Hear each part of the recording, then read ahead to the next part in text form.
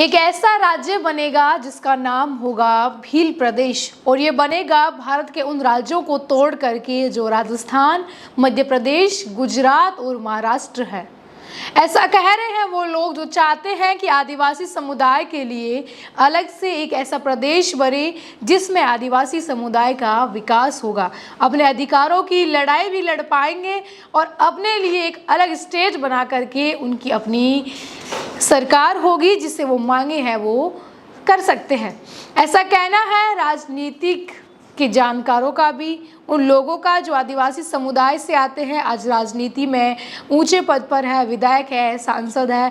आदिवासी समुदाय के उन लोगों का भी ये कहना है जो चाहते हैं कि भील प्रदेश बने, लेकिन राजस्थान के अंदर से ये शुरू हुई या फिर कहीं और से भील प्रदेश बनाने की मांग आखिर क्यों लगी जायज़ उन लोगों को कि भील प्रदेश का बनना बहुत ज़रूरी है। अगर भील प्रदेश बनता है तो फिर राजस्थान, मध्य प्रदेश, गुजरात और महाराष्ट्र के उन जिलों को तोड़ करके बनाया जाएगा जिनमें आदिवासी जनजाति रहती हैं। मेरा नाम है ममता और आप देखना शुरू कर चुके हैं डिजिटल प्लेटफॉर्म द खटक। सबसे पहले तो बात कर लेते हैं कि भारत की कौन से वो हिस्से हैं जिनसे जनजाति आदिवासी रहती है और वहां से भील प्रदेश है वो बनाया जाएगा।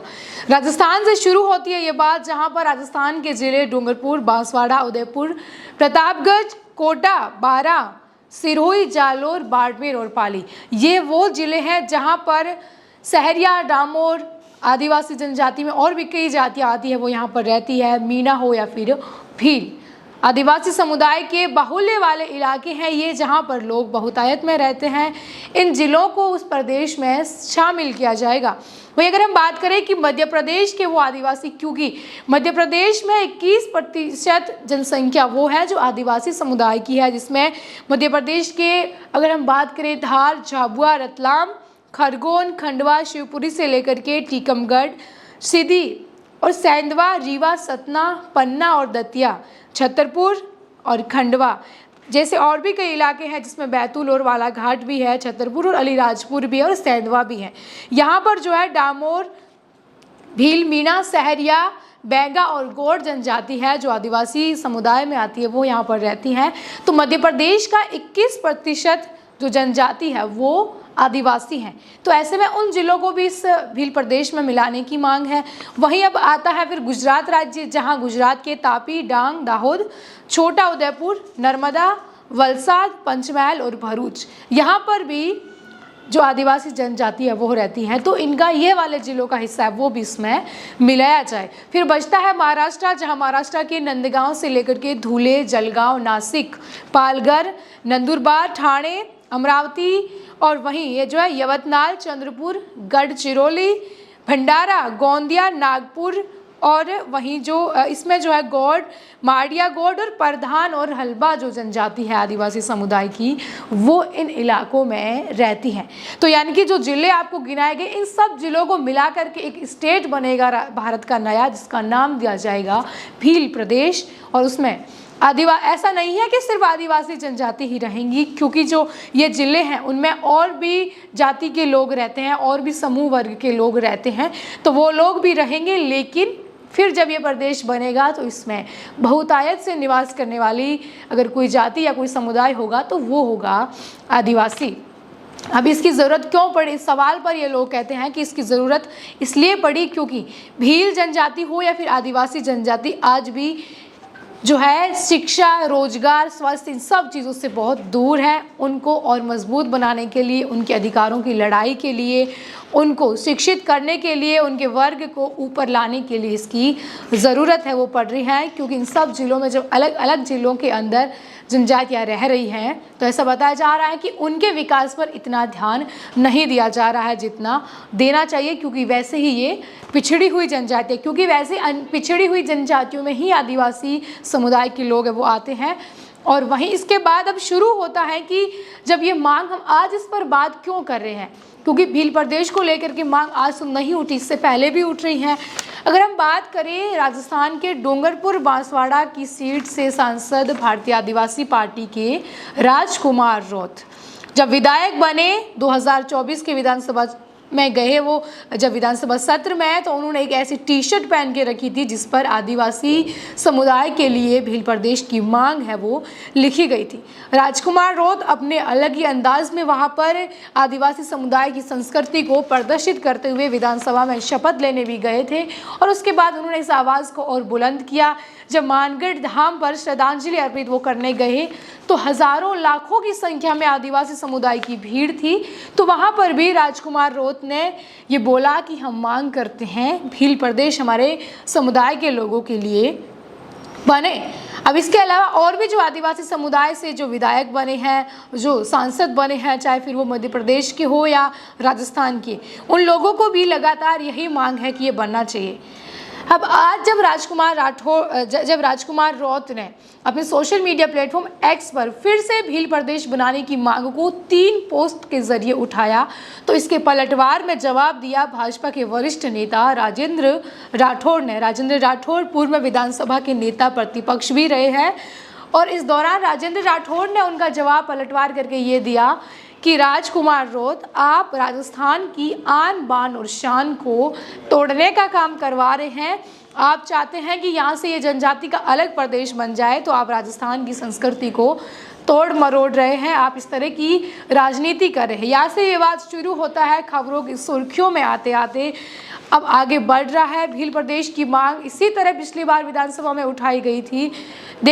इसके बाद जब राजकुमार रौत सांसद चुने गए, तो जब वो संसद में गए तो वहाँ पर भी उनकी ये मांग है वो जायज़ रही। वहाँ पर भी उन्होंने अपनी ये मांग उठाई कि भील प्रदेश तो बनना चाहिए। अब उन्होंने एक नक्शा भी जारी कर दिया है कि अगर भील प्रदेश बनता है तो ये नक्शा कुछ किस तरह का दिखेगा। जो स्क्रीन पर आप देख रहे हैं, ये ट्वीट राजकुमार रौत ने किया है। नक्शा जारी करके उन्होंने ये बोला कि कुछ इस तरह का दिखेगा भील प्रदेश, इस तरह से बीच में भील प्रदेश बनेगा, उसके चारों तरफ गुजरात, राजस्थान, महाराष्ट्र और मध्य प्रदेश राज्य रहेंगे, नया राज्य बीच में रहेगा भील प्रदेश, जिसमें राजस्थान के मारवाड़ का कुछ हिस्सा है वो भी उसके अंदर आ रहा है। अब राजकुमार रौत ने अपने पोस्ट में वो बार बार मानगढ़ धाम का और मानगढ़ धाम में आदिवासियों के उस बलिदान का जिक्र कर रहे हैं। उन्होंने कहा है कि गुरु गोविंद सिंह ने आदिवासी समाज के अधिकारों की लड़ाई के लिए जिस तरह से आदिवासी समुदाय के 1500 लोगों ने बलिदान दे दिया था, अंग्रेज़ों की गोलियों के आगे उनको भून दिया गया था, वो मांग तब से उठी हुई है। यानी कि नवंबर 1913 से ये मांग उठी हुई है आदिवासी समुदाय के अपने अधिकारों की लड़ाई के लिए, अभी तक निरंतर जारी है 100 साल बाद भी। तो इस पे सबसे पहले हम बात करते हैं कि मानगढ़ धाम का जब जिक्र आ रहा है, जलियांवाला बाग हत्याकांड से मानगढ़ धाम के उस हत्याकांड की तुलना की जा रही है कि यह राजस्थान का आदिवासी समुदाय का जलियांवाला बाग हत्याकांड है। जिस तरह से जलियांवाला बाग हत्याकांड पंजाब के अमृतसर में हुआ था, वैसे ही राजस्थान के बांसवाड़ा जिला, जहां से मध्य प्रदेश और गुजरात की सीमा लगती है, वहां पर मानगढ़ की पहाड़ियों पर आदिवासी समुदाय 17 नवंबर 1913 का यह दिन था।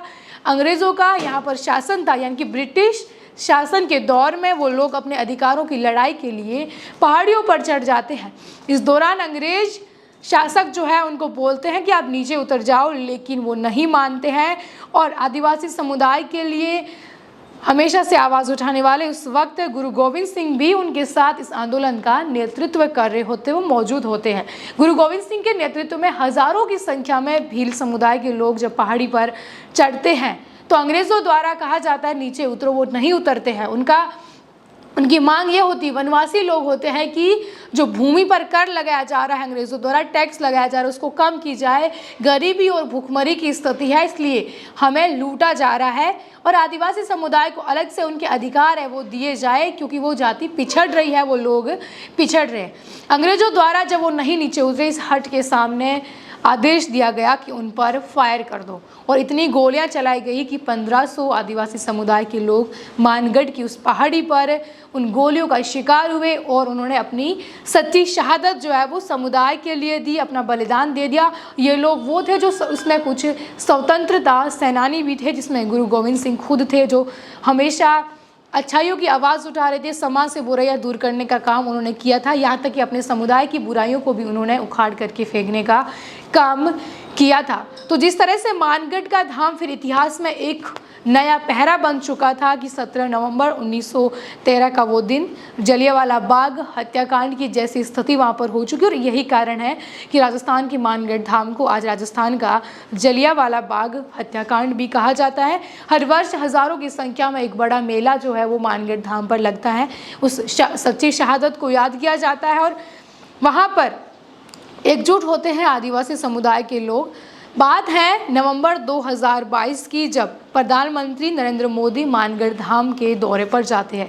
वहां पर गुरु गोविंद सिंह को वो श्रद्धांजलि देते हैं और ऐसे में उम्मीद होती है कि मानगढ़ धाम को राष्ट्रीय स्मारक घोषित किया जाएगा, लेकिन ऐसा नहीं होता है। अभी एक मांग ये भी है कि मानगढ़ धाम को राष्ट्रीय स्मारक है वो घोषित किया जाए और इसको राष्ट्रीय धाम की उपाधि है वो दी जाए। हालांकि ये अभी तक नहीं दी गई है। 2022 में राजस्थान के मुख्यमंत्री अशोक गहलोत होते हैं और वो खुद प्रधानमंत्री नरेंद्र मोदी के साथ मंच को साझा करते हैं और 2002 के अंदर मानगढ़ धाम का निर्माण करवाने के लिए जो है वहाँ पर उस वक्त कांग्रेस की सरकार होती प्रदेश में और करोड़ों की लागत से मानगढ़ धाम का निर्माण किया जाता है। और जब मोदी जी आते हैं यहाँ पर तो अशोक गहलोत खुद उनके साथ मंच को साझा करते हैं। अशोक गहलोत भी मांग करते हैं कि मानगढ़ धाम को राष्ट्रीय स्मारक है वो घोषित किया जाए, क्योंकि 1500 लोगों की शहादत का प्रतीक है ये मानगढ़ धाम। अब जब 17 नवंबर 1913 से ये मांग उठ चुकी है तो अभी 2025 के अंदर भी ये मांग वैसी ही चल रही है। आदिवासी समुदाय के अलावा यहाँ पर जो नेता बन चुके हैं लोग, जो सांसद बन चुके हैं, विधायक बन चुके हैं, वो लोग भी इसकी मांग है वो लगातार कर रहे हैं ताकि कि हमारे समुदाय के लोगों को अलग से उनके अधिकार मिले, वो इससे वंचित है वो नहीं रहे। और इसी को लेकर के राजनीति की जंग सोशल मीडिया के जरिए शुरू हुई। जंग छिड़ चुकी है राजकुमार रोत और राजेंद्र सिंह राठौड़ के बीच में। सोशल मीडिया की तीखी प्रतिक्रिया के बाद अब ये खबरों की सुर्खियां बन चुकी है। देखने वाली बात ये होगी कि मानगढ़ धाम को राष्ट्रीय स्मारक घोषित किया जाएगा क्या, या फिर भील प्रदेश की इस मांग के लिए मौजूदा सरकार क्या कुछ अपना संदेश देगी और क्या आने वाले समय में आदिवासियों की इस मांग को उग्र तरीके से भी देखा जा सकता है, या फिर इस मांग को देखते हुए क्या भील प्रदेश बनाने जैसा ऐसा कोई निर्णय है वो लिया जा सकता है। ये तो सोचने वाली बात होगी। हालांकि भील प्रदेश बनाने को लेकर या इस मांग को लेकर आपकी क्या कुछ राय है, कमेंट बॉक्स में आप ज़रूर बताइए। देखते रहिए द खटक। शुक्रिया।